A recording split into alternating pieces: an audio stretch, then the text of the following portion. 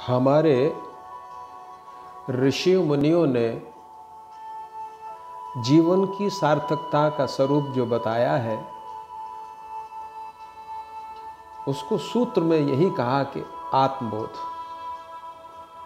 आत्मबोध हर व्यक्ति का अधिकार है और उसको उसकी खोज में लगे रहना चाहिए। यदि जो लोग अपना अन्वेषण नहीं करते, वो भिन्न भिन्न लोकों में गमन करते हैं। तो ऐसे मान लो कि जो ऋषि लोग हुए हैं पूर्व में, उन्होंने भिन्न भिन्न लोकों का अन्वेषण किया था, भिन्न भिन्न लोकों में देखा है, गए हैं, जाकर के देखा है। ऊपर के लोक हैं जैसे भू भुवः स्वः मह जनः तपः, इस प्रकार के भूलोक से ऊपर के लोक कहे गए। ऐसे ही भूलोक से नीचे के लोक कहे गए पाताल लोक, वो भी 7 लोक हैं नीचे, अतल वितल सुतल तलातल। इस तरह प्रकार से बहुत से नीचे के बहुत निम्न श्रेणी के लोक हैं जिसमें भी जीव यात्रा करता है। तो ऐसे ही ऋषि मुनियों ने नहीं लिख दिया, उन्होंने इसका अन्वेषण किया है, उन्होंने देखा है और अनुभव से आकर के तब उन्होंने लिखा है कि ऐसे लोग होते हैं जहां पर जीवों को यातनाएं मिलती हैं। ऐसा नहीं है कि आपको अकेली जब पैदा हुए हो तभी यातना यही मिल रही हैं। ये तो आपके कर्म है जो यहाँ पर लेकर के आए हैं, मनुष्य योनि प्राप्त हुई है। आपके बहुत प्रताप है आपका, बहुत आपके फल उदय हुए हैं, आपके कर्मों का प्रताप है, आपका भाग्य है जो आपको मनुष्य जन्म मिल गया है। आप ये सोचिए कि कितनी योनियों में भटकते हुए आप इस यहाँ तक पहुँचे हो। आपको मनुष्य शरीर के सामान्य रूप से मिल गया है, ऐसे ही खेल खेल में मिल गया है। अरे आपकी आत्मा ने ईश्वर से प्रार्थना करी कि हे ईश्वर, हमको फिर से आप मनुष्य बना दो, हम आपका ध्यान भजन करेंगे, अच्छे सद्विचारों का आश्रय लेंगे, अच्छे अच्छे कर्म करेंगे, हम कोई दूषित कर्म नहीं करेंगे। तो परमात्मा ने कहा ठीक है, तुम कहते हो तो हम तुम्हें पुनः मनुष्य योनि दे देते हैं। उन्होंने फिर मनुष्य योनि दे दी। तो इस बार मनुष्य योनि क्यों दे दी आपको? इसलिए कि आप अपने उद्धार कर सकें, अपनी आत्मा का साक्षात्कार कर सकें। कोई व्यक्ति था, वो जयपुर गया। जयपुर जाने के बाद उसने वहां पर खूब घूमा, देखा, बड़े बड़े बाजार देखे, बड़े बड़े महल देखे, बड़े बड़े राज सिंहासन देखे, किले देखे, पहाड़ देखे। इस प्रकार से जब वह देख करके विचित्र विचित्र चीजें देख करके लौटा अपने गांव में, तो गांव वालों ने उसके ऊपर विश्वास कर लिया कि अमुक व्यक्ति उस देश से आया है, वह कुछ बता रहा है तो वो सत्य ही होगा। तो उस पर आपने विश्वास कर लिया। ठीक इसी प्रकार से जो ऋषि मुनि हुए, वो भी तो देख करके आए थे, तो उन पर हमें क्यों नहीं विश्वास होता? एक व्यक्ति जो शहर को देख करके आता है, पूरा गांव, पूरे लोग, आप लोग सब विश्वास कर लेते उसकी बात पर। और जो ऋषि मुनि इतने साधना के पश्चात, इतने लोकांतर भ्रमण करने के बाद, उन्होंने सुंदर सुंदर सूत्र दिए, सुंदर सुंदर किताबें लिखी और मंत्र दिए, क्या उन्होंने ऐसे ही निरर्थक लिख दिए? उनका कोई विशेष महत्व है, वो सत्य है। ऋषियों की वाणी सत्य है, उन पर विश्वास करो।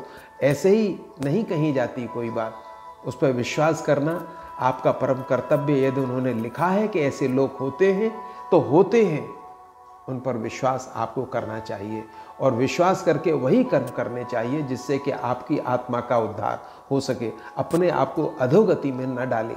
बहुत सी जगह आजकल, पिछले काल में, पूर्व काल में संत महात्मा एक दूसरे को दिया करते थे। अब इतनी आसानी हो गई कि संत महात्मा आपके पास आ जाते हैं, बाजार में आ जाते हैं, मंचों पर बैठते हैं, व्यास गद्दी से आपका प्रवचन करते हैं। कितने सौभाग्य की बात है कि आपको धार्मिकता के ऊपर ले जाते हैं, आपको धर्म के सूत्रों का वर्णन करते हैं। वो भी पठन पाठन करके आए हैं, वो भी अपने गुरु से अध्ययन करने के बाद में, निष्णात होने के बाद में समाज में उतरे हैं और आपको मुफ्त में बांट रहे हैं ज्ञान के। लो, इस ज्ञान को पकड़ लो और अपना आप उद्धार कर लो।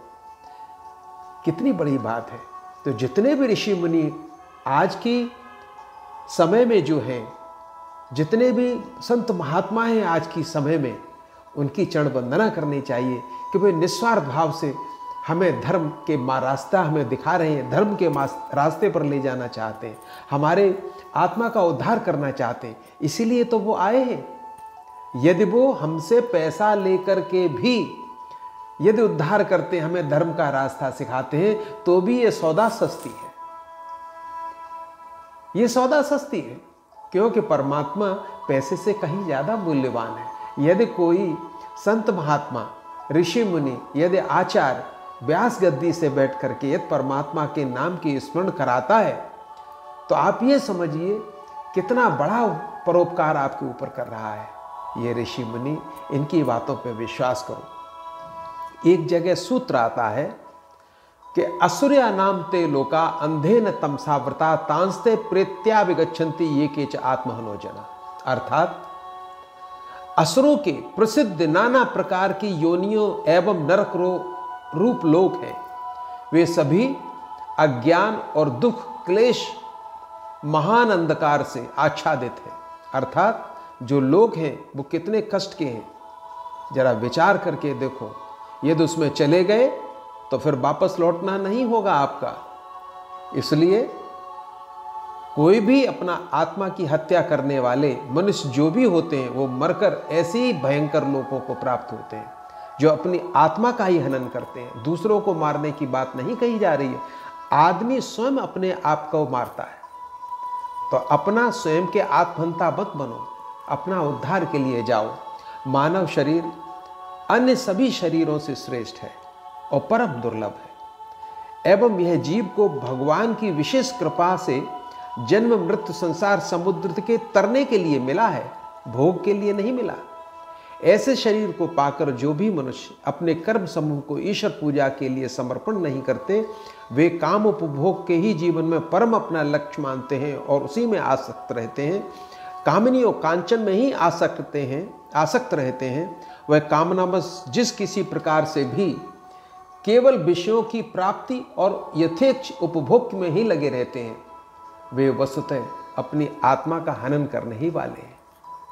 जितने विषय भोग करेंगे, जितने विषयों की तरफ डूबते चले जाएंगे, निसंदेह मानिए वो अपने आत्महंता हैं, अपनी आत्मा का हनन करने वाले हैं। ऐसे ही लोग ऐसे लोकों में गमन करते हैं।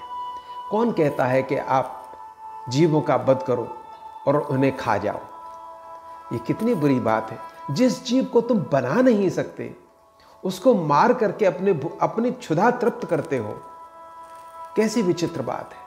क्या कोई ऐसा कर सकता है? आपके लिए अन्न बनाए हैं, भिन्न भिन्न प्रकार की खाद्य सामग्री बनाई है, उसका उपभोग करो। जीव हत्या क्यों? जीव हत्या बहुत दूषित कर्म है। आज आप जिस जीव को मार रहे हो, कल वही जीव आपको मारे जन्म लेकर के, तो कैसा लगेगा? आपको छटपटाहट होगी। ऐसा नहीं करना चाहिए, इससे आत्मा की हानि होती है। आप उस आत्मा का तो वध कर ही रहे हो, साथ में अपनी आत्मा का भी वध कर रहे हो। इस प्रकार अपना पतन करने वाले वे लोग अपने जीवन को केवल व्यर्थ ही नहीं खो रहे हैं, वर अपने आप को भी अधिक कर्मबंधन में जकड़ रहे हैं। इस प्रकार का कर्म करके और कर्मबंधन बनते चले जा रहे हैं, उसमें जकड़ते चले जा रहे हैं। कोई वेश्यावृत्ति में लिप्त होता है, कोई भिन्न भिन्न प्रकार के व्यवसायों में लिप्त होता चला जाता है। मैं व्यवसाय को बुरा नहीं कहता, यदि व्यवसाय नहीं करेंगे, पैसा नहीं आएगा, तो क्षुधापूर्ति गृहस्थों की कैसे होगी? गृहस्थ सर्वोपरि आश्रम है, इसमें सदाचार और करुणा रहनी चाहिए। अच्छे आचरण रहेंगे तो निसंदेह इसी गृहस्थ आश्रम से सबकी प्राप्ति होती। संत महात्मा कहाँ से आए? ये गृहस्थ आश्रम से ही आए हैं। किसी भी संत महात्मा को देख लिया, अपने आप आ गया हो तो कोई बता दे। इस गृहस्थ आश्रम से ही निकल के संत महात्मा आए हैं। तो ये सबसे बड़ा आश्रम है, इसको दूषित न करो, आत्मा का हनन मत करो। चाहे वे कोई भी क्यों ना हो, चाहे संसार में कितने ही विशाल नाम, यश, वैभव या अधिकार प्राप्त हो, मरने के बाद कर्मों के फलस्वरूप बार बार उन कूकर शूकर कीट पतंगादि विभिन्न शोक संतप्त पूर्ण आसुरी योनियों में और भयानक नरकों में जाना पड़ता है। ऐसा हमारे ऋषि कहते हैं। जब ऋषि कहते हैं तो आंख बंद करके विश्वास कर लेना चाहिए। यदि आप, चलो ऋषि की बात मत भी मानो, भगवान कृष्ण पे तो आप विश्वास करते होंगे। यदि भगवान कृष्ण पर विश्वास करते हैं तो उन्होंने एक जगह कहा है, उद्धरेदात्मनात्मानम न आत्मानम अवसादयेत आत्म एव ही आत्मनः बंधु आत्मा एव रिपु आत्मनः। अर्थात अपने द्वारा अपना उद्धार करे, अपने को अधोगति में न डाले, क्योंकि यह मनुष्य आप ही तो अपना मित्र है और आप ही अपना शत्रु है। कोई दूसरा शत्रु नहीं होता, आप स्वयं अपने मित्र बन जाते हो और स्वयं ही अपने शत्रु बन जाते हो। यदि आत्मा को सही तरीके से आत्मोद्धार करने की ओर ले जाते हो तो आप स्वयं अपनी आत्मा के मित्र हो, और अपनी आत्मा का हनन करने वाले हो तो स्वयं ही आत्महंता हो। तो कभी अपनी आत्मा को अधोगति में मत डालो। आज से ये प्रयास करो कि सदैव सर्वदा हम अपनी आत्मा की बात सुनेंगे, अपनी आत्मा की बात मानेंगे, अच्छे अच्छे आचरण अपनाएंगे, अच्छे अच्छे कर्म करेंगे, और कुछ नहीं तो थोड़ा समय एकांत में बैठ कर के ध्यान करेंगे। ध्यान करने से आत्मा की शुद्धि होती है। धीरे धीरे लगे रहोगे तो एक दिन लक्ष्य, एक न एक दिन तो लक्ष्य मिल ही जाएगा। इस जन्म में न मिलेगा तो कोई बड़ी बात नहीं, अगले जन्म में मिल जाएगा। ये तो जन्म जन्मांतर की बात है। बहुत से संत महात्मा आपने देखे होंगे कि एक ही जीवन काल में अपने लक्ष्य को प्राप्त करके ब्रह्मज्ञानी हो गए, परमहंस हो गए, परमात्म स्वरूप हो गए। कैसे हो गए? ये एक दिन की साधना थी? नहीं, ये कई वर्षों की तपस्या का परिणाम था। आपने डॉक्टर बने, इंजीनियर बने, कलेक्टर बने, क्या एक दिन में बन गए? कक्षा 1 में पढ़े, फिर कक्षा 8 में आए, 8 से आप 12वें में आए, 12वें के बाद फिर आप यूनिवर्सिटी में गए, फिर आपने तैयारी की, तैयारी करने के बाद आपको लक्ष्य की प्राप्ति हुई। और आध्यात्म जगत में आप ये चाहते हो कि हम एक दिन में आत्म साक्षात्कार हो जाए और एक दिन में ही परमात्मा मिल जाए। नहीं, जब एक शिक्षा को प्राप्त करने में आपको कम से कम 20 वर्ष लगते हैं तो कम से कम आत्म साक्षात्कार के लिए कुछ तो समय दो। प्रारंभ से अभी से शुरू हो जाओ। करत करत अभ्यास से जड़मत होत सुजान, आपको किनारा मिल ही जाएगा, इसमें दो राय नहीं। और अपनी आत्मा का हनन न करें, अपनी आत्मा का उद्धार करें, वही कर्म करें जिससे कि अपनी आत्मा का उद्धार हो सके।